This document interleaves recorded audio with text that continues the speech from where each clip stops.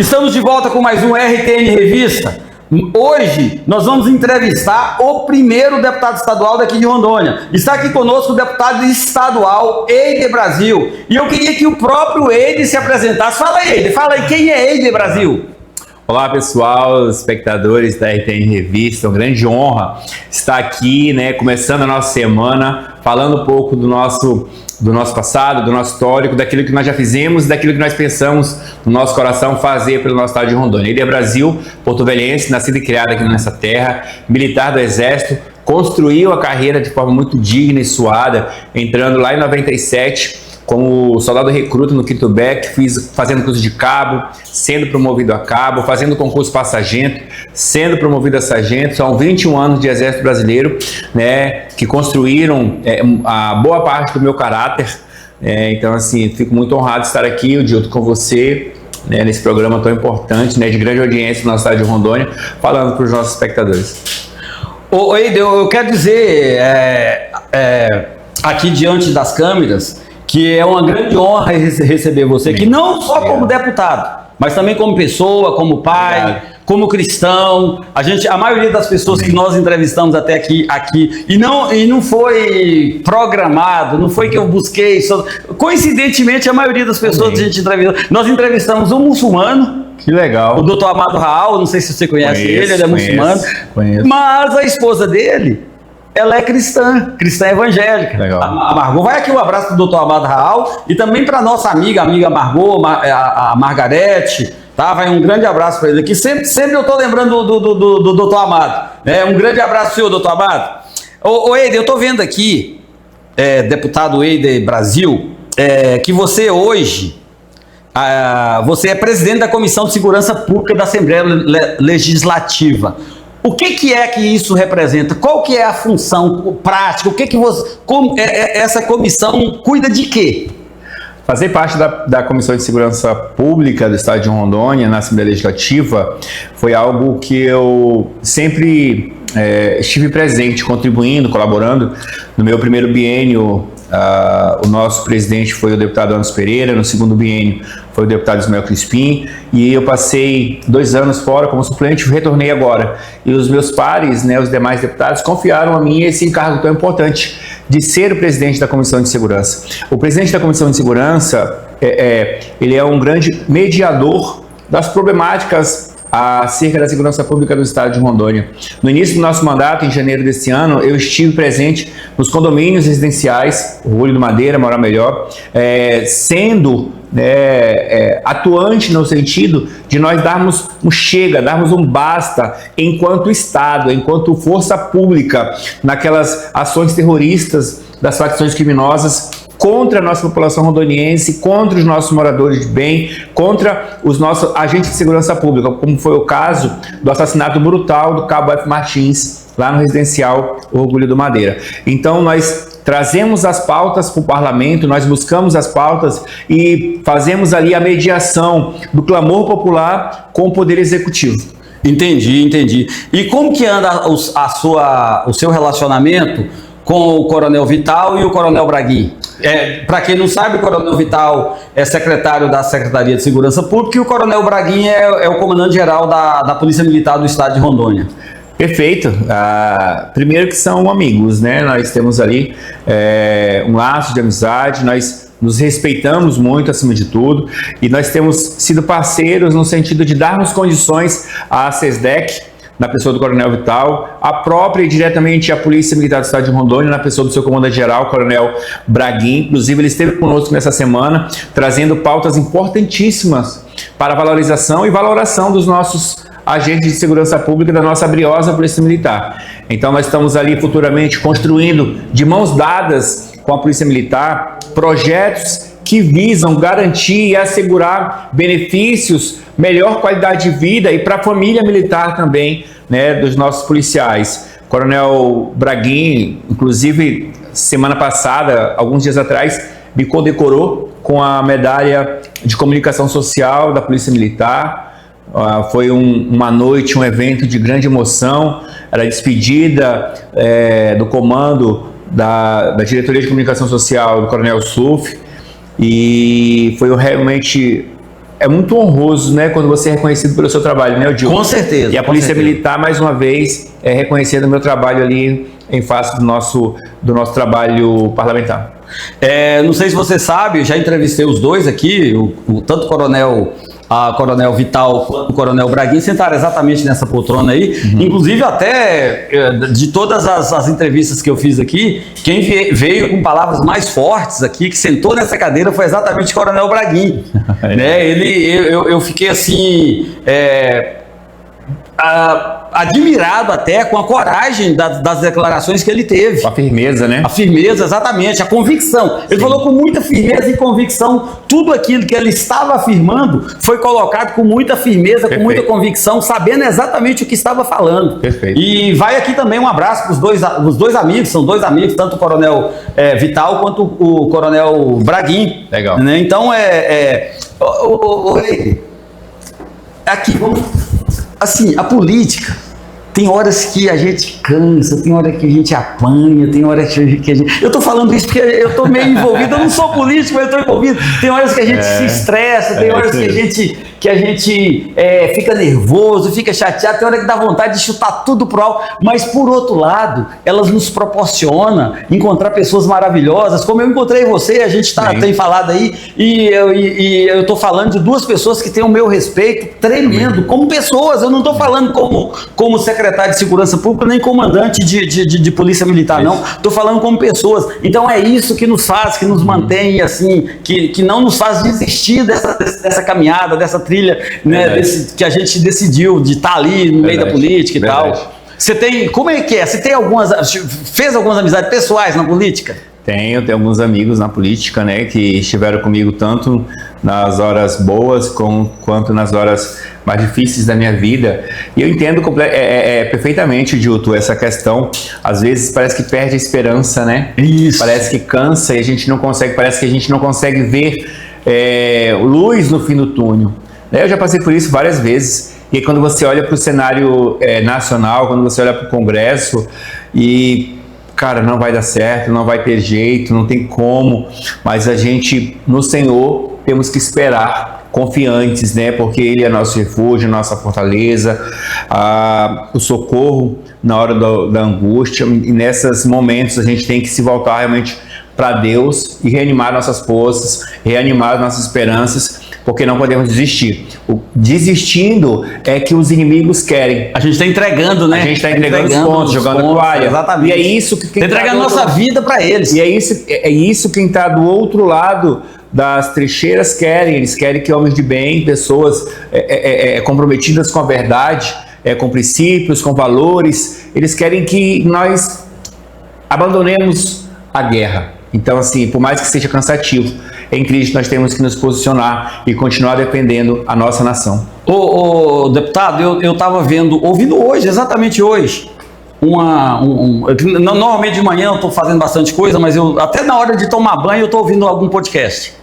Ou estou ouvindo algum louvor, mas em geral estou ouvindo algum podcast, ouvindo algum canal de notícia, a Auri Verde, sempre estou ouvindo a Auri Verde, de manhã todo dia eu ouço a Auri Verde. Eu espero que o Alexandre Pitoli nos veja. Lembrando, tá, que nós transmitimos todos os dias, tá, das 7 ao meio-dia, das 7 da manhã ao meio-dia, a programação da Auri Verde. Inclusive, quem transmitiu com exclusividade pela TV, para canal aberto, a entrevista com o nosso presidente Bolsonaro hoje, foi somente a RTNTV, canal 21.1. Esse canal que você está assistindo a gente aí, tá? Foi o único que transmitiu hoje a entrevista na Auri Verde. Mas eu estava voltando do que eu estava falando, hoje eu estava ouvindo pela manhã um podcast em que a Sara Shiva, pastora Sara Shiva, a filha da Baby do Brasil, Baby Consuelo e tal, ela era Baby do Consuelo, depois virou Baby do Brasil. Então, eu tava ouvindo a entrevista dela, que faz muito sentido com o que você tá falando.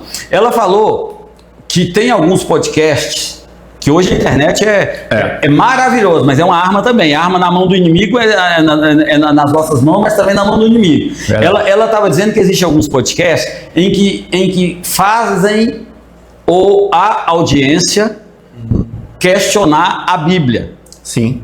Aí aquela audiência que questionou a Bíblia, o cara vai ficando ali, vai levando um questionamento aqui. Vai se alimentando, né, de dúvida. Vai se alimentando de dúvida. Olha para você ver como é que é. Eu acredito que na política, em relação aos cristãos, acontece a mesma coisa. Verdade. Aí ela alimenta de dúvida, aí o cara fala assim, ó, se você quiser aprofundar nesse assunto, você siga canal tal. Aí o cara segue, aí já vai mais fundo. E depois vai escalando, deputado. Vai escalando, foi escaladíssimo. Eu acredito que também na política, pastor tem que lugar de cristão não é na política. Na política. Lugar de pastor não é na política. Então, que você, já que a gente está falando, eu ia tocar nesse assunto lá na frente. O que você acha de cristão, de pastor na política? Tem que sim, tem que ter. E eu acredito que sempre é isso. O sucesso dos maus é o silêncio dos inocentes, né? Dos bons, né? Dos bons. O que a omissão.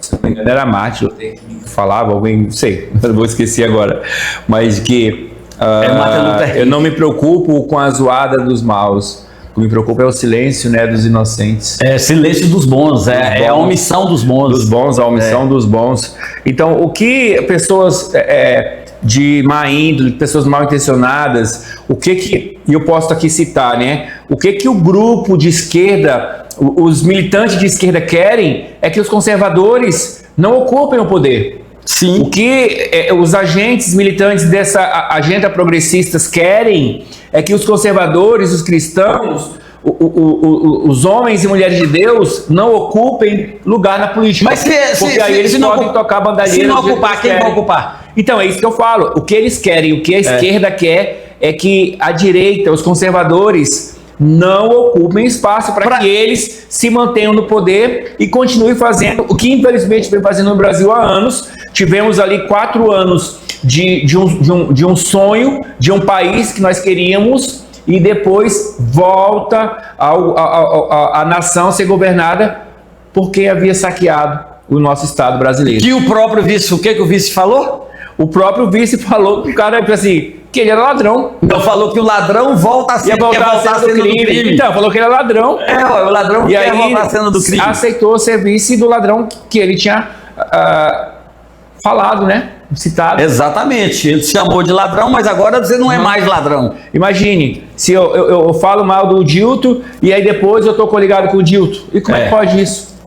Então isso não existe. Você pode até haver desavença. Não, divergência e tal. Nosso país é isso, a república é isso, a democracia é isso. É isso. É você divergir de mim e eu ter a capacidade de te ouvir. Agora, eu chego e falo do ele aí, você vê aquilo. Tem como, Agora eu tô aqui do lado do ele. Peraí. E aquilo ali que você disse, você mentiu agora ou tá mentindo, ou mentiu antes? Positivo, então assim, nós temos aí trabalhado bastante com relação a isso, posicionado para que isso não avance em Rondônia. Não podemos deixar o nosso estado. Eu fiquei muito feliz nas eleições de 2024. No estado todo, apenas um vereador do PT foi eleito. Um vereador? Um vereador. 52 municípios. Tem o quê? Mais de 500 vereadores. Mais de 500. Dá quase 600, né? Graças a Deus. Né? Então, nós temos que realmente erradicar quem pensa dessa forma. Sim. Não é gestão, nós estamos falando de gestão, tá? Sim. Nós estamos falando de ideologia. Nós estamos falando aí de um reflexo de um governo federal que vem cometendo absurdos e o pior de tudo, Dilto, eles vêm cometendo absurdo com aval do Supremo, da Suprema Corte. Ou até amando, né? Infelizmente, né? Quem sabe? Eu não estou dizendo, não estou afirmando nada, eu estou falando que... São parceiros. São parceiros. Não à toa os governos de esquerda, os governos petistas, indicou boa parte dos ministros, né? Exatamente. E o pior de tudo, sabe o que acontece? Tem mais 3 pro próximo o próximo presidente indica mais 3. Pois é. E você sabe, teve eu não me lembro exatamente qual, que falou que ia se aposentar antes da hora, agora, que estava falando em se aposentar, antes Para abrir uma vaga. para abrir uma vaga, porque o que acontece? Já que eu vou me aposentar daqui a pouco, eu já garanto que. E eu te digo que isso é uma jogada tremenda, é uma jogada jurídica, política, ideológica, principalmente ideológica. Verdade. Na realidade, aqui vai a minha opinião, tá? Audiência, é minha opinião, não é notícia. O que eu vejo que acontece no Brasil não é somente ideologia, é uma questão de poder, e eu diria que eu vou falar aqui, vou fazer algo aqui, falar algo aqui, que talvez aí eu não sei qual percentual vai falar que eu estou dizendo bobagem, mas para mim também existe uma batalha espiritual no nosso país tremenda. Uma hora eu vou gravar um vídeo, vou fazer um vídeo falando a respeito disso. Eu concordo com você. Lá no passado, começou com uma ideologia. Começou com o marxismo. Isso. E o marxismo, o socialismo, não deu certo em nenhum lugar do mundo. Hoje, nós temos ali a busca pelo poder, a busca pelo dinheiro. Atrelado a isso, existe a ideologia comunista, que está atrelada a isso. Nós temos ali essas pessoas, eu vejo isso de uma forma muito espiritual, essas pessoas sendo usadas pelo inimigo para destruir famílias. Com certeza, com certeza. Porque não pode ser outra coisa. Você vê aí autorização, liberação e imposição de crianças, para que crianças mudem de sexo. Não faz sentido. Não faz sentido. Como é que eu posso, enquanto Estado, autorizar que o meu filho de 5, 6 anos mude o nome dele para o nome social, sem os pais poderem se manifestar contra, e a permissão para dirigir com 18 anos? Como é que eu posso dizer que uma criança de 6 anos pode mudar o nome de João para Maria, de Maria para João, se ele não pode ser imputado criminalmente antes do 18? Exatamente. Oi, eu não sei se você sabe, mas eu não sei ainda se essa lei ainda está em vigor, mas antes, quando uma mulher com menos de 25 anos de idade quisesse fazer Laqueadura, né? fazer laqueadura, ela não podia ou tinha que ter autorização do marido. Sim. 25 anos, eu não estou falando Sim. de vários requisitos, né? Vários requisitos. Ter tantos filhos, que isso, que aquilo. Exatamente. Aí hoje eu não sei exatamente, eu acho que vale até a pena pesquisar para falar um pouco mais a respeito disso. Mas há um tempo atrás, há 20, 25 anos atrás, existia essa limitação. A mulher queria fazer laqueadura, com menos de 25 anos, ela não podia fazer. Agora, uma criança de 6 anos já tem discernimento. Não existe. E qual trauma? O que vai trazer mais trauma? Uma mulher que já tem filhos fazer uma laqueadura e se arrepender depois, ou uma criança. Qual tem volta? E eu vou falar uma coisa ainda nessa linha, Odilto, mas um pouco mais triste, né? Hoje, o serviço público, o Serviço Único de Saúde, ele orienta as mulheres a terem filho natural. Partos naturais, porque as cirurgias cesarianas, elas são caras. Sim, entendi. Mas existe recurso público para fazer mudança de sexo. Não existe limitação. Não existe limitação para isso, né? E de adolescentes. Há até incentivo. Tem incentivo. Realmente, é como eu falo, é uma agenda totalmente maligna. Totalmente maligna. Então, assim, só o Brasil, infelizmente. Infelizmente. Oi, nós já estamos encerrando esse primeiro bloco, tá? Aqui você vê, para você ter ideia, eu nem usei a pauta. Nós usamos um bloco inteiro sem chegar na pauta. Imagina quando a gente chegar. Quando a conversa é boa, né? Quando a conversa tá boa, vai fluindo, exatamente isso, tá? Então eu vou pedir para você, telespectador, para segurar um pouquinho aí. Já a gente volta com o nosso RTN Revista, para a gente continuar esse bate-papo agradável, esse bate-papo informativo aqui com o deputado estadual Eider Brasil. Fica aí, já a gente volta. Estamos de volta com o segundo bloco desse RTN Revista. O entrevistado de hoje é o deputado estadual, sargento do Exército, o Eider Brasil. Ô, deputado, a gente estava conversando ali, até às vezes a gente se empolga, faz até desabafo, né, deputado? É verdade. É verdade, mas eu acho que você sabe o que acontece quando a gente fala isso? Sim. A gente fala aquilo que o povo quer falar. Verdade, verdade. Né? E a gente estava falando dessa questão ali de transexualidade infantil, né? E tem um outro assunto muito polêmico também, que o senhor se envolveu um tempo desse aí, na Assembleia, que para mim não tem polêmica nenhuma, mas eu não estou falando só de mim, a gente tem que falar de uma forma geral. O que repercutiu, né? Repercutiu nacionalmente, inclusive.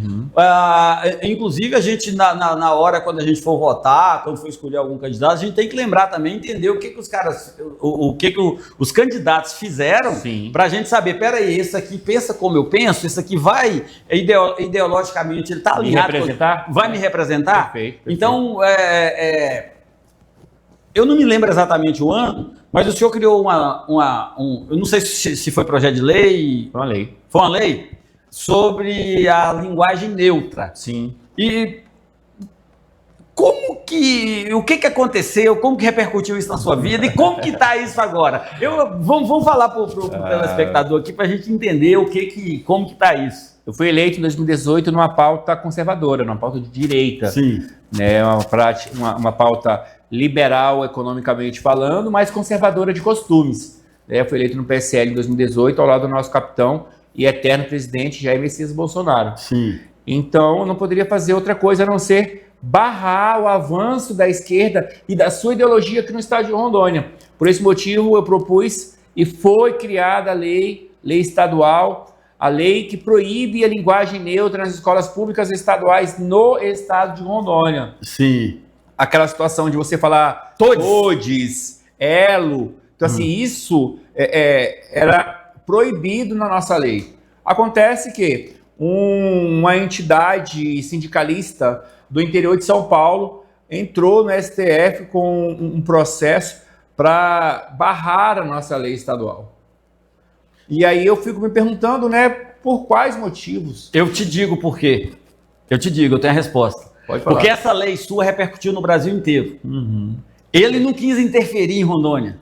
Ele quis impedir que você fosse exemplo e todos os outros estados seguiram isso. Ele não queria interferir em Rondônia. Porque depois da nossa lei aqui, depois da minha lei, outros municípios, inclusive, outros estados propuseram essa lei. O próprio André Fernandes, deputado federal hoje, né? À época ele era deputado estadual, André Fernandes me ligou. Pernambuco, né? De Ceará. Ceará. Me ligou, ele foi candidato a prefeito ano passado lá no Ceará. Até então ele era deputado estadual à época. E eu deputado, eu queria essa lei, a cópia da lei. Eu quero propor aqui no Ceará também. Só que o que está por trás disso, e aí eu vou voltar nesse ponto. O que está por trás não é a proibição ou não de uma linguagem. Porque, por exemplo, eu sou militar do Exército, da Reserva. Dentro do Exército nós temos vários jargões, várias formas. Com certeza. Estudar não é estudar, é papirar. Dormir não é dormir, né? É torar. Então, assim, tem vários jargões. Se você for no Sul, tem várias coisas lá que eles falam diferente do Norte. Sim. Se você for em São Paulo... Se você for em Minas, estão várias. Agora, imagina se cada um estado, cada uma linguagem, cada uma forma de falar no Brasil fosse colocado dentro da sala de aula. Não tem. Dentro da língua portuguesa. Então, não faz. Então, a nossa proibição era que a linguagem neutra não interferisse e não fosse usada como norma culta. Que não é. Então já tinha professores passando matérias com a linguagem neutra, escrita, falada e cobrada em prova. Então o que nós barramos não foi apenas a linguagem neutra por si só, mas foi o avanço de uma ideologia. Então, essa militância, eles não estão preocupados com uma lei, como você falou. Não estão preocupados com o estado de Rondônia, eles estão preocupados com a causa maior. Exatamente. Que é destruir as nossas famílias. Infelizmente, o ministro Edson Fachin aceitou esse processo e suspendeu a nossa lei. E desde lá vem suspendendo em outros estados e municípios também. Porque, como eu disse no bloco anterior, existe uma inclinação do nosso STF para a pauta e para a militância esquerdista. De esquerda. A boa notícia é que aqui em Rondônia isso aí não prosperou, essa linguagem neutra. Sim. Não prosperou. Na realidade, deputado, não sei quanto tempo, não sei exatamente, 2, 3, 4 anos que começaram a aparecer essa tal de linguagem neutra. Aqui em Rondônia, de uma forma que a pessoa estava falando, que não num ciclo de brincadeira e tudo, só vi uma única pessoa falando. Eu cheguei no aeroporto, uma viagem um dia, aí a pessoa que estava ali da companhia aérea e estava meio que recepcionando as pessoas, seja bem-vindo. Eu olhei assim, olhei com a cara, não vou falar nada não, deixa quieto, quem quiser responder, responde, eu não vou falar nada não. Então, com tudo isso aí, uma única pessoa, você costuma ouvir isso de uma forma, a pessoa falando de uma forma normal, num diálogo? Na época da minha lei, teve uma professora de um curso aqui, bem conhecido na nossa capital, que ela fez, inclusive, ela me ameaçou, ela falou que se ela me encontrasse, ela ia me bater. Que não podia. Eu acho que ela nunca viu seu tamanho, né? Então, assim, infelizmente, em casos muito pontuais, a gente... Ai, tudo bem? Boa tarde a todos, a todas e a todos. Não, eu já acho um absurdo a todos e todas. Já é uma forçação de barra. Já é uma forçação de barra, igual a Cíntia Chagas falava. Você falar todas e todas é redundância, ela dizia desse jeito. Você falar todos. Todos, aí, sei lá, eu não me lembro exatamente o que ela falava, mas ela falava alguma coisa. Pelo menos uma ignorância, uma. Exatamente, é uma coisa totalmente fora de propósito. Totalmente fora de propósito. Mas é isso. Deselegante. Ainda bem que Rondônia, eu acredito que Rondônia seja o estado mais conservador do Brasil. Sim, com certeza. Eu posso até... Tem alguns ali que estão bem... Por exemplo, a gente vê que Roraima é um estado que tem muito voto na direita, mas eu não diria exatamente que é conservador. O problema de Roraima tem esses votos da direita por causa da proximidade com a Venezuela. Então eles estão vendo o que está acontecendo na Venezuela. É muito próximo, não é exatamente que o estado seja um estado conservador. Santa Catarina, eu acho que o estado que mais próximo, assim, de verdade, de ser conservador é Santa Catarina. Proporcionalmente é Porto Velho, é Rondônia, né, na verdade, né? Não, eu tô falando mais próximo, porque Rondônia... mais próximo, sim. Assim, quando a gente não pode comparar tamanhos, né, nem quantitativo de em percentual. Em percentual, Rondônia é o primeiro e talvez ali o próximo... Santa Catarina. Exatamente. Inclusive, eu quero aqui, aqui no programa, cumprimentei e agradeci aos deputados federais daqui de Rondônia pelo YouTube, mas aqui na TV eu ainda não falei nisso. Rondônia é o único estado que teve 100% de assinatura de pedido de urgência pelo PL da anistia. Foi o único estado, os 8 deputados assinaram o pedido de urgência. Legal. Né? Então, a gente tem que cobrar na hora de cobrar, mas a gente tem que exaltar também na hora de exaltar. E parabéns aos 8 deputados. Ser justo, né? Ser justo, tá? Somos conservadores. Mudando aqui, já saindo um pouquinho aqui desse tema que a gente está falando, até porque tem bastante aqui, e a gente já está na metade do programa, que já estamos na metade do segundo bloco, então são 3, então já foi a metade. Mas não tem problema passar um pouquinho, não. O problema, a pressa é sua. Então, eu estou vendo aqui que o senhor indicou recentemente ao governo do estado a criação de uma linha de crédito específica para jornalistas com registro profissional. De onde saiu, de onde partiu essa ideia, essa iniciativa? Eu estava falando com o presidente da FENACOM, o meu amigo Fábio Camilo, quando eu entrei em 2019 como deputado estadual e eu fui contratar uma jornalista, né, para trabalhar comigo, né, um jornalista, e aí eu fui me deparar com o salário do jornalista. E aí eu fiquei abismado, porque para mim é uma profissão tão importante, tão essencial, né? O mundo parou na Covid. Os jornalistas não pararam. Não. Guerras no Golfo, guerras, enfim, no mundo todo, os jornalistas estão lá. Fome, enchentes, terremotos, própria Covid, né, que nós vencemos agora há pouco, os jornalistas estão sempre lá. E aí quando eu fui ver o teto salarial, muito pouco.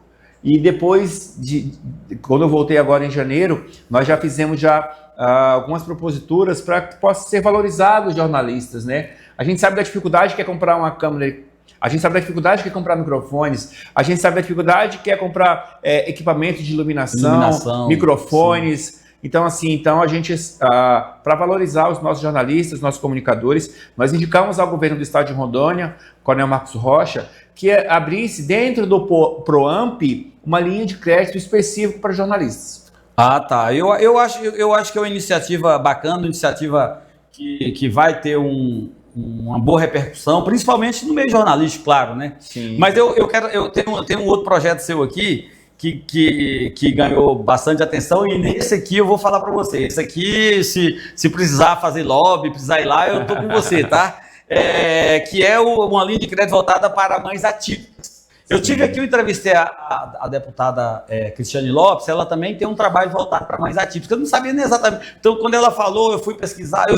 Na realidade, eu já tinha visto esse termo, mães atípicas, e eu fui pesquisar direitinho para entender, para saber o que era mães atípicas, né? O próprio nome já sinaliza alguma coisa no sentido que né? Então, é um trabalho que realmente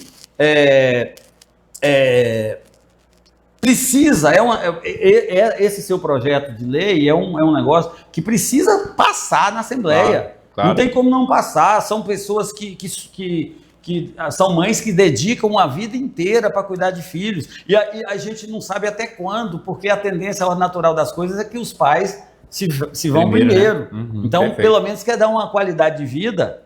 Perfeito. Nesse primeiro momento, né? Nesse momento em que a pessoa, os pais ainda estão vivos. Eu quero que você fale a respeito dessa lei, mas antes de você começar a falar, eu quero te parabenizar por isso, que é muito bacana, muito legal, assim, é louvável. Nós temos percebido que a cada dia aumenta mais o número de mães solos, infelizmente, em virtude de naquela família ter nascido uma criança atípica.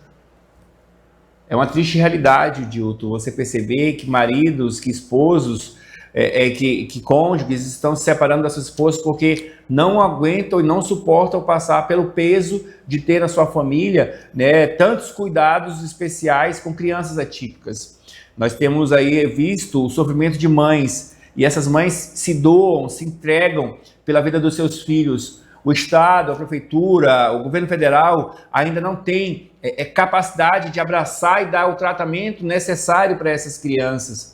Então fica tudo nas costas das mães. Então, nesse segundo mandato, nós entramos com esse propósito de cuidar de quem cuida. Sim. Cuidar de quem cuida. Porque, infelizmente, essas mães, elas se sentem, muitas vezes, abandonadas pelo Estado. Pelo Estado, eu estou falando órgãos públicos, governamentais. Você está falando do poder público de uma forma geral. De uma forma geral. Então, elas se sentem abandonadas pelo Estado. Então, que essa linha de crédito do PROAMP também, né, seja pensada pela nossa primeira-dama, Luana Rocha, com muito carinho, porque eu sei que esse recurso, uma vez alcançado por essas mães, irão se transformar em remédios, irão se transformar em terapias particulares, e irão se transformar em consultas particulares que muitas vezes essas mães não encontram na rede pública. Sim. Então, nada mais justo do que cuidar de quem cuida. Tem um telefone tocando. Tá. Eu espero que o microfone não capte isso aí, mas vamos lá. Gente, o programa é gravado, mas tem umas falhinhas de vez em quando também, tá? Então, eu acho muito improvável que esse projeto não seja aprovado. Sim. Eu não acredito que vai ter algum colega seu, deputado, que vai votar, talvez até por unanimidade, né? Sim, é o que nós esperamos, né? Mas que, acima de tudo, também que o Estado de Rondônia, nosso governador, Coronel Marcos Rocha, que é um homem de Deus, temente a Deus, junto com a sua esposa, a nossa primeira-dama e secretária das SEAS, eles possam, né, dar o aval e cumprir, executar esse programa, essa lei, essa linha de crédito, né? Eu tenho certeza que nós ajudaremos muitas famílias, muitas mães. Inclusive, eu estava em conversa com o Coronel Jefferson, secretário de Saúde, nós estamos com um projeto de fecha-laudo. Nós temos aí milhares de pessoas, milhares de crianças na fila de espera para ter o fecha-laudo, para ter o laudo realmente do médico dizendo que aquela criança lá, ela é atípica, ela possui necessidade de XYZ, para que daí a criança possa entrar numa fila de espera para fazer as suas terapias. Então vejam, eu estive agora há pouco no Balneário Camboriú, conhecendo a cidade do autista, e a estrutura lá é maravilhosa. A estrutura lá é coisa assim, muito, muito, muito boa acerca do tratamento das nossas crianças. E aqui a gente está padecendo ainda com laudo, que as mães, né, que essas crianças não têm, para poder procurar depois disso um tratamento específico para aquela situação. É complicado. Precisa ser feito alguma coisa assim para amparar essas mães e essas crianças. Inclusive, eu fiz o convite já à dona Luana Rocha para estar aqui conosco, está tendo uma fila ali, ela disse que está procurando a agenda, e eu vou marcar, eu já vou começar a fazer uma pauta para ela, e essa daqui vai entrar. Perfeito. Vou falar a respeito desse seu projeto de lei aqui para as mães atípicas. Perfeito. E, né, de repente, não sei exatamente se creche, como um trabalho como existe a APAE aqui, de repente alguma coisa do próprio governo do estado, para poder, né, para as mães poderem trabalhar e tal, durante o dia, alguma coisa assim também, né? Precisamos melhorar a estrutura de acolhimento, né, para o tratamento, né, seja com psicólogo, seja com terapeutas ocupacionais, seja com fisioterapeutas. Nós precisamos cuidar dos nossos neurodivergentes, nós precisamos nos preocupar com as nossas crianças atípicas. Eu acredito que esse tema principalmente as mães atípicas, as crianças atípicas, eu acho que isso não é nem polêmico, não há polêmica nesse sentido. Sim. Né? Mas agora vamos falar um pouquinho também, falando aqui da área social, que talvez um assunto que possa trazer um pouquinho mais de polêmica, que são as cotas, a inclusão. Desculpa, não cota, mas a inclusão. Que quando a gente fala de inclusão, a primeira coisa que vem na nossa cabeça é cota. Então aí, às vezes a gente até é induzido a falar uma palavra que não é exatamente a mais correta na hora. Né? Sim. Mas então, o que você pensa como que o poder público pode promover uma inclusão verdadeira, uma inclusão justa? Então, nós temos trabalhado a inclusão social no nosso gabinete de uma forma muito, muito ferrenha. Nós temos atendido e nós temos conversado, nós temos dialogado e reunido. Peraí, eu quero que você repita duas palavrinhas de novo. Inclusão social. Inclusão social. Mas não é inclusão racial, não é inclusão de gênero? Não é isso, não? Não, é inclusão social. Você está falando de inclusão social? Inclusão social. Mas por que fala tanto de essas outras inclusões? A racial, a de gênero, a de etnia? Todos somos iguais, né, perante a Constituição Federal. Mas o social não, né? O social, nós estamos falando... quando nós estamos falando no nosso gabinete de inclusão social, nós estamos falando de crianças com autismo, crianças com síndrome de Down, nós estamos falando de... não vou falar pobreza, não, né? Mas vou falar miséria. Nós temos, a gente acha que miséria só tem nos países africanos. Não, a gente tem gente passando fome aqui em Rondônia. A gente passando fome aqui em Porto Velho. Então, quando a gente fala de inclusão social, é realmente trazer para a sociedade, trazer para o centro, trazer para a atenção do Estado, trazer, né, que essas pessoas aqui venham para a sociedade e se achem, né, e se sintam dignas, se sintam pessoas, porque o que nós vemos hoje, quando a gente trata disso, é de que tem pessoas sendo tratadas igual bicho. Igual animal, é verdade. Igual animal. Então, quando a gente fala de inclusão social, nós não estamos pensando se essa pessoa ela é branca, preta, amarela, azul, a gente está pensando nada sobre isso. Eu já vi pessoas, que até mudou, né? Pessoas que vivem na rua, eu acho que é uma maneira mais, porque em condição de rua não, vive na rua, vive por aí, louro de olho azul. Sim, lógico. Então não é questão de cor de pele. Não é cor de pele. Quer dizer que aquele ali que é lourinho de olho azul, ele não precisa ser não ser passa cuidado. necessidade. Não passa necessidade. Não passa necessidade, né? Então, assim, moradores de rua, né? Pessoas em situação de rua, nós temos órfãos, nós temos crianças, viúvas, pessoas que precisam ser cuidadas, idosos que estão sendo abandonados pela família, né? Então, assim, quando a gente fala em inclusão social, o nosso gabinete ele trabalha o ser humano. Sim. A gente quer trabalhar o ser humano, né? Dar dignidade, né? Novamente para essas pessoas, para que elas possam realmente se sentir pessoas, seres humanos. E muitas vezes nós temos visto aí que pessoas aí à margem da sociedade, né, têm vivido uma vida miserável porque perderam a esperança de viver, perderam a esperança porque perderam tudo na sua vida. Então o Estado tem que entrar aí, né, com políticas públicas de qualidade para reinserir essas pessoas na sociedade. Então nós temos que dar novamente a essas pessoas dignidade. Não, é verdade. Isso aí é uma... Eu me converti à igreja evangélica em 2003, então são 22 anos. Foi exatamente a primeira vez que eu fui na igreja aqui e fiquei. Foi no domingo de Páscoa de 2003, no dia 22 de abril. Caiu exatamente no dia 22 de abril. É uma data que muita gente não lembra. Comemorativa, né, para o nosso país, né? Mas muita gente não sabe, né? Ele fala 22 de abril. O que é 22? É Páscoa, mas não é só Páscoa. Naquele ano foi Páscoa, né? Naquele ano foi Páscoa, foi também Páscoa, né? E lá eu iniciei um trabalho de social, né? Inclusive hoje uma das maiores casas de recuperação daqui de Porto Velho chama Casas de Gileade, que fica ali na Terra Nova, que é lá da Igreja Nova Aliança. Terra Santa. Eu falei o quê? Terra Nova. Terra Santa, exatamente, Terra Santa. Estive lá, esses dias eu estive lá. Então, lá na Casa de Gileade, se você pegar o estatuto lá, você vai ver, o primeiro presidente fui eu. Inclusive até umas pessoas que me conheciam, fui eu mesmo que a gente começou aquilo ali. Sabia, sempre gostei de trabalhar no social, eu acho muito importante isso. Né? Legal. Então, e parabéns, por isso que eu te falo, parabéns por essas duas, esses dois tópicos que eu estou falando aqui, duas pautas que nós tratamos, que é o projeto aqui das mães atípicas, e essa daqui também, que a gente está falando que a gente precisa que o poder público verdade. Esteja apoiando, né, essas pessoas. Estenda o braço, né? O deputado, eu já vi pessoas, eu sou totalmente contra o uso de droga, eu não... Jamais eu vou defender uma maconhazinha ali, como eu já vejo muita gente falando.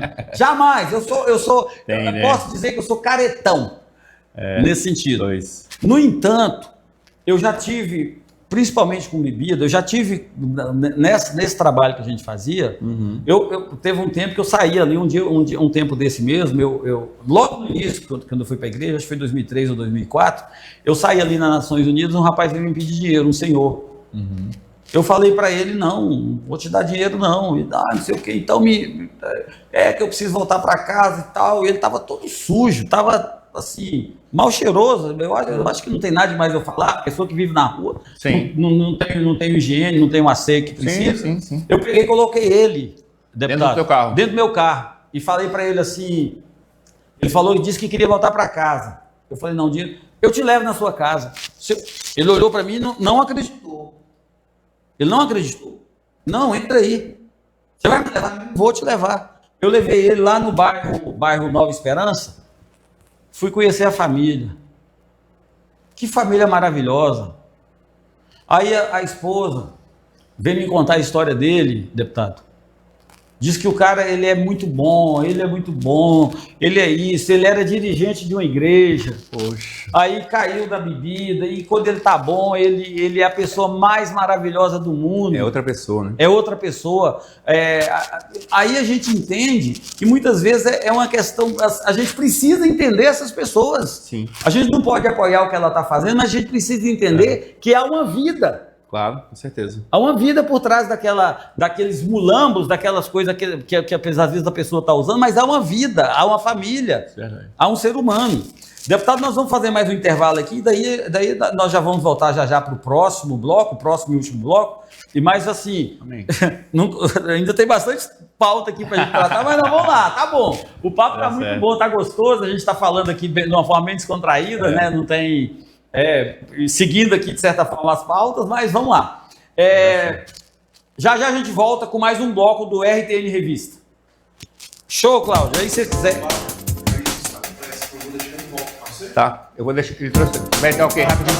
Vou lá. Vou.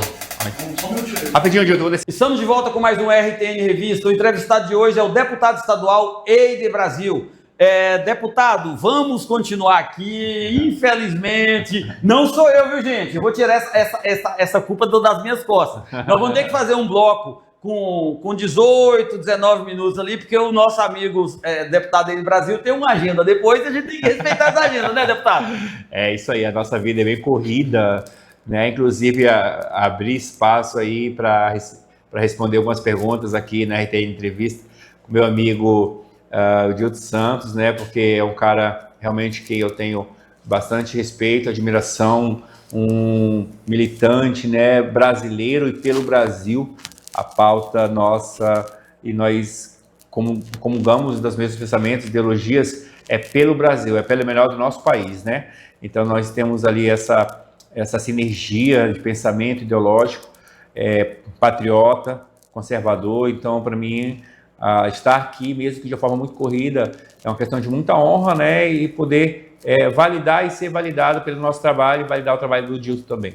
Eu agradeço muito aí por você ter aceitado o nosso convite. Então nós vamos fazer meio um pá e bola, tá? Pra gente, perfeito, um bate-bola aqui pra gente tentar zerar, pelo menos chegar próximo de zerar as pautas que foram lançadas aqui. Perfeito. Vamos lá. Só lembrando que esse canal, a RTN TV, é o canal mais conservador de Rondônia. Não existe em Rondônia um canal que tenha uma pauta, que tenha que tem uma visão, tem um viés de direita como o nosso canal. E o nosso RTN Revista é o retrato fiel disso, tá? Se você é de direita, fique aqui conosco. Vamos lá. O senhor lançou recentemente o gabinete itinerante, que leva atendimento à população nos bairros. De onde saiu essa ideia? Você viu em algum outro lugar? Foi só da... Como é que funciona isso? Não, o gabinete itinerante é apenas o fogo que queima no meu coração de estar mais perto da população. Se eu puder abrir um parênteses aqui, eu vou falar o que isso significa. Em 2018, eu estava no Exército, tinha sido candidato a vereador em 2016, não tinha sido eleito, fiz 975 votos, com pouquíssimo recurso, né? Tinha recém-chegado em Porto Velho, sou natural daqui, mas como militar viajei o Brasil, servindo a minha pátria, voltei 14 anos depois, saí em 2000, voltei em 2014. E achei a minha cidade totalmente abandonada, então eu decidi entrar na vida pública, né? Para colaborar, né? Para entregar aquilo que Rondônia tinha me dado. Não fui eleito em 2016, 2017 acreditava que eu ia ser transferido de Porto Velho. Acreditava que eu ia ser transferido de Rondônia. Não aconteceu. 2018, Bolsonaro decide ser candidato a presidente da República e eu já o acompanhava, já por ele ter sido militar também do Exército Brasileiro, e fui candidato a deputado estadual. Fui eleito ao lado do Bolsonaro, ao lado do Coronel Cristóvão, deputado federal, ao lado do nosso governador, Coronel Marcos Rocha. E falava e passava por todos os lugares falando: essa eleição de 2018 foi Deus que me deu. Eu gastei do meu bolso R$7 mil. O candidato ao Senado, naquela época, ele doou R$48 mil, ou seja, com menos de R$60 mil, eu fui eleito deputado estadual pela graça de Deus. Mas foram os 4 anos, Dilton, que eu menos fui à igreja, que eu menos estive com a minha família, foram os 4 anos que eu mais fiz coisas erradas, quebrei princípios, quebrei valores, adulterei, me envolvi em orgias e bebedeiras, mas trabalhei muito. Sim, mas no meu secreto, na minha vida particular, eu fui só derrota. Você foi um bom deputado, mas você não estava sendo bom para você. Eu fui um bom deputado estadual, mas estava sendo um péssimo ser humano. Para você, principalmente. Para sua família, para minha família. Me separei da minha esposa, traí a minha esposa, separei da minha esposa, casei novamente, traí essa pessoa, separei novamente. Então, assim, pessoalmente, foi só derrota. Mas trabalhei muito. Sim. Em 2018, olha só o contraponto, né? Olha só como Deus é. Em 2018, ninguém sabia quem era Eider Brasil. Sim. Então, quando eu fui eleito, quem é esse sargento Eider Brasil aí? Da onde ele veio? Será que ele é do interior? Porque ninguém me conhecia. 4 anos após, em 2022, todo mundo falava que eu ia ser o primeiro colocado no meu partido. Você teve votos em todos os municípios? Nos 52 municípios, nas 2 eleições. Só que em 2018, desconhecido totalmente. Em 2022, totalmente conhecido e com muito trabalho. As pessoas falavam assim, no PL, no 22, o Eider é o primeiro e depois os outros vão brigar para ser o segundo ou terceiro. E trabalhamos. E eu fui o terceiro mais votado, eu fiquei primeiro suplente. E aí eu comecei a lamuriar, a resmungar, a questionar Deus. Deus, por que o Senhor permitiu que eu viesse para cá, que eu trabalhasse, mas e agora o Senhor não permitiu que eu fosse reeleito? Porque eu não entendia ainda, os meus olhos estavam vendados para aquilo que eu estava fazendo. Eu achava que eu ia fazer tudo aquilo que eu fiz em 4 anos, na minha vida particular, e iria sair impune por Deus. Só que Deus é tão maravilhoso, Deus é tão bom, tão generoso, que Ele não me permitiu ser reeleito, mas me deixou como um primeiro suplente. Ou seja, havia uma esperança. Desta feita, eu ainda não tinha percebido aquilo que Deus queria fazer na minha vida. Somente em dezembro, numa noite de domingo, eu e minha filha de 16 anos, nós saímos para beber. A gente foi num bar. Isso depois, 2022. 22. Dezembro de 22. Quando você estava entregando o mandato. Estava entregando o mandato. Acabou a festa ali, a gente foi para uma outra casa noturna. Chegamos em casa às 2 horas da manhã. Minha filha foi para o quarto dela, eu fui para o meu. E não demorou muito tempo. A minha filha mais velha, que havia ficado em casa, bateu no meu quarto. Pai. Falei, que foi? A fulana está querendo se matar. Está se cortando. Foi quando a ficha caiu na minha vida. Eu entendi que não só a minha vida eu estava levando para o abismo, mas a vida da minha família, a vida da minha filha. Então eu comecei a procurar respostas em Deus. Eu comecei a procurar ajuda em Deus.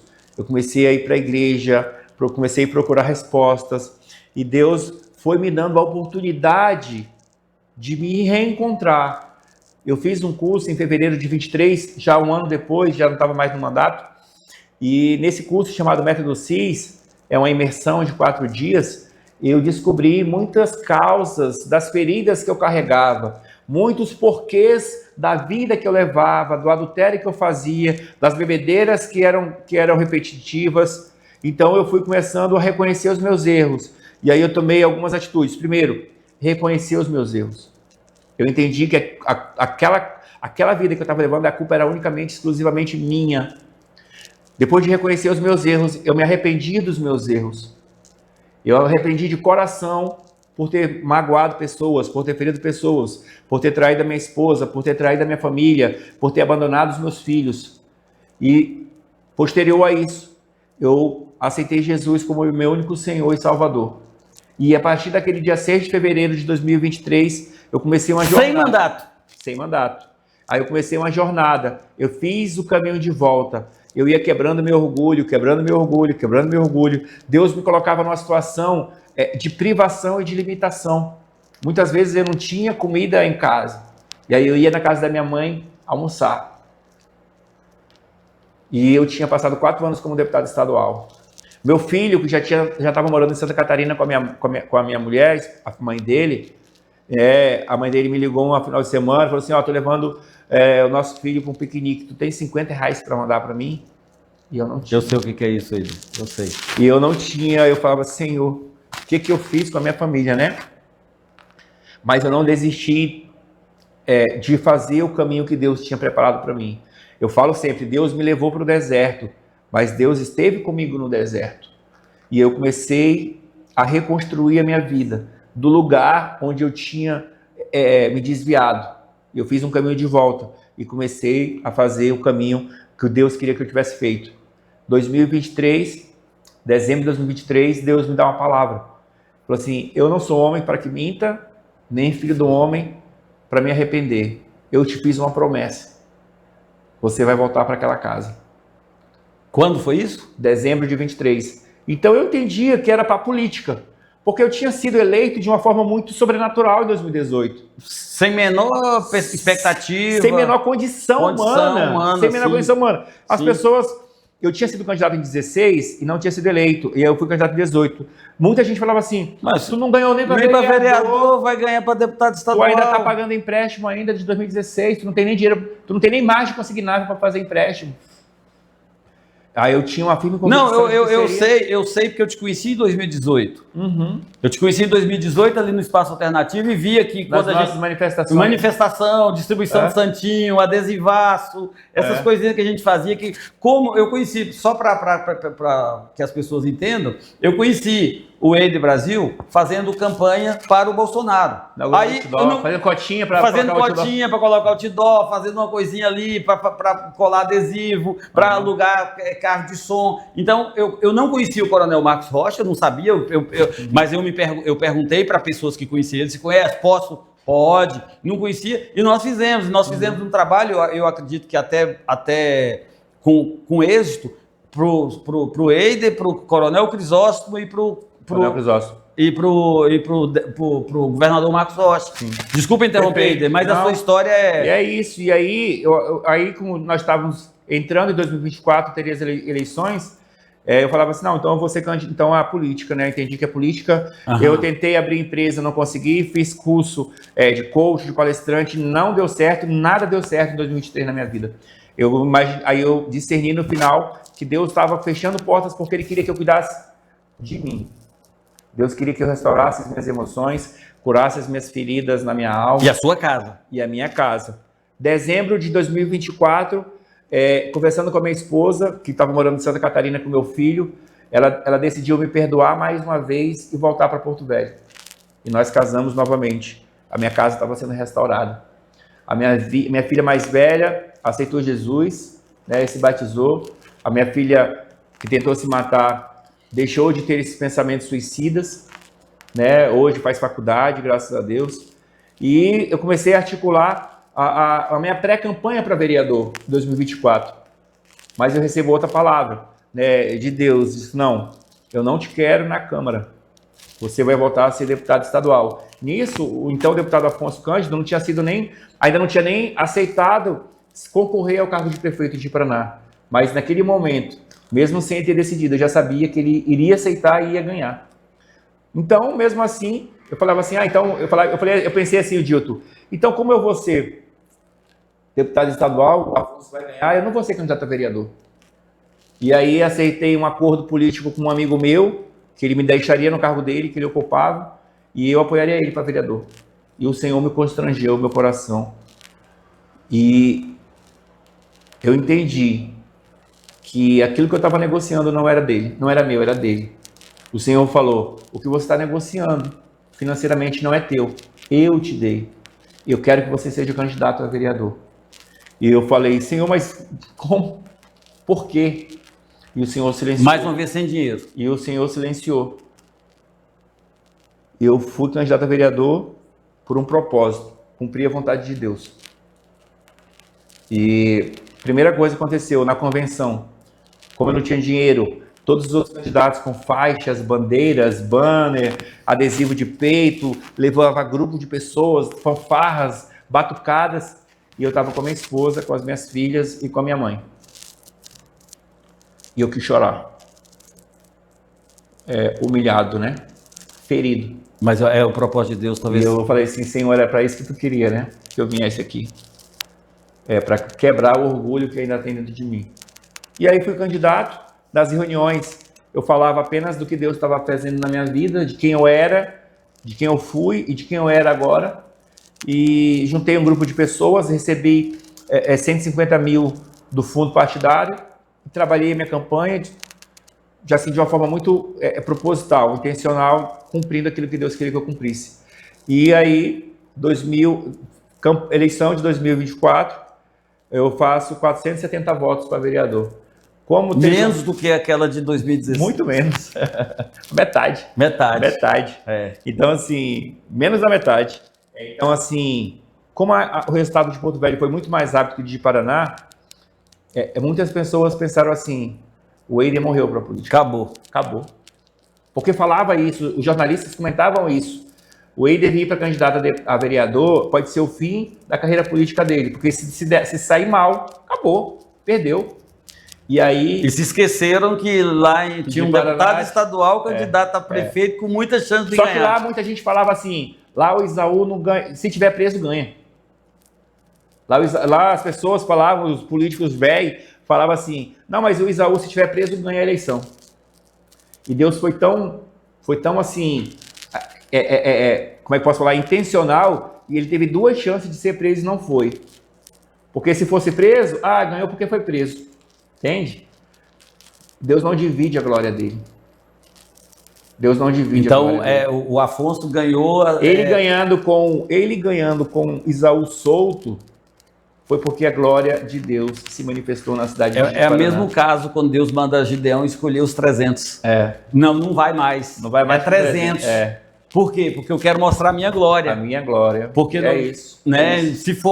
Se for 10 mil, 30 mil... Imagina aí, 30 mil contra 1000. Não faz sentido. A vitória dos 30 mil, não é Deus. Não é de Deus. Agora vai 300 contra 30 mil. Exatamente. Então, assim, a eleição de 24 foi realmente para ser manifestada a glória de Deus. Hoje eu encontro pessoas que falam assim, cara, tu ter voltado foi um presente de Deus. Eu falei, aleluia, glória a Deus que você está percebendo isso. Que não foi pela minha força, não foi pelo que eu fiz, não foi pelo meu dinheiro, não foi por isso, não foi por aquilo, foi por aquele. Exatamente. É dele, por ele e para ele. Eu poderia brincar aqui, não foi porque você é bonito, mas foi sim que Deus, aos olhos de Deus, você é lindo. Aos olhos de Deus, da minha esposa também, né? Da sua esposa, dos filhos. Da minha mãe. Da sua mãe. Rapaz, você tá melhor do que eu. Glória a Deus, glória a Deus. Pois então é isso. Então hoje eu vivo o Dilto dessa forma. O gabinete itinerante nasceu por isso, né? Voltando agora, fechando parênteses. O gabinete itinerante é por isso, porque se eu estou aqui hoje, foi porque Deus tem um propósito na minha vida. Se eu estou aqui hoje de novo como deputado estadual, é porque o propósito de Deus tem na minha vida, ele não se arrependeu. O propósito que Deus tem na minha vida na política é porque é um chamado, é uma missão que ele me concedeu. Então eu tenho que fazer isso. O que é? Cuidar dos pequenos, cuidar dos marginalizados, cuidar dos filhos dele.